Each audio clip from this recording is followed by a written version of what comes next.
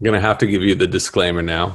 Not a doctor, not a breathing therapist. I'm a science journalist who went into this world to write and learn from all these people. Having said that, I was able to pick up a few tricks along the way that I use all the time. But I don't often do this, but this is such an easy practice. I'll give you a little preamble of how this is going to work in your body so maybe you can feel breathing. And as you're breathing, I'll explain what's happening. So this is the easiest thing to do in the world. It's so easy that a lot of people think, oh, that's not going to do anything for me. But look at the science and you'll find otherwise. So breathe in to a count of about 5 or 6. Don't worry if you're a second off. 3, 4, 5, 6. Exhale to that same count. 3, 4, 5, 6. Inhale, 2, 3, 4, 5, 6. Exhale, 2. So just keep doing that. I'll keep clapping here like I'm at a concert. So as you're doing that, something amazing is happening in your body.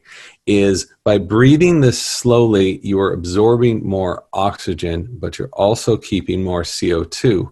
So there's more oxygen entering your brain. And if you put your hand over your heart when you're exhaling, you're going to feel your heart rate lower.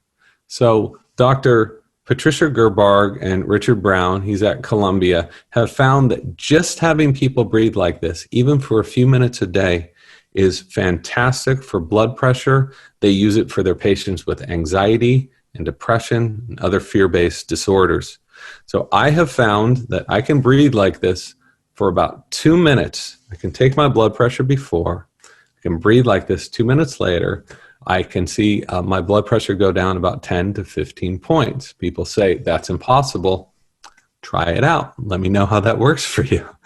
So breathing is this, if you're still breathing that way, you can continue, but we're going to slightly change it up here. Start to breathe to a rate of about, just try this one. Inhale to about 3 and exhale to about 8. If 8 is too long, cut it to 6. That's fine, as long as the exhale is longer than the inhale. So when you do this, again, you can feel your heart rate. You can feel it on your wrist too, if that's easier, your neck, whatever. So inhaling to 3, and as you exhale, you feel your heart rate going down. You inhale again, and your heart rate's going to softly just drift off, go down. So this isn't a placebo effect, and it's not psychosomatic. What's happening when you're exhaling longer, you are touching into that autonomic nervous system, which is supposed to be automatic. It's not. We can take control of it, and you're taking control of it right now when you're breathing. So by exhaling longer, you are putting yourself more into a relaxed and restful state, what's known as the parasympathetic side of the nervous system. And this is very clear to see if you put sensors on and look at heart rate variability. So throughout the day, if you want more energy, inhale more than you're exhaling, and that's going to give you a stimulating effect. If you want to calm down, if you're stressed out before you're going to bed, double the amount of time it takes you to inhale. Breathing, you can just think of this as these different levers that we can turn on and off, and there's 500 different ways, pranayama, Chinese, qigong, whatever, but they're all doing the same thing.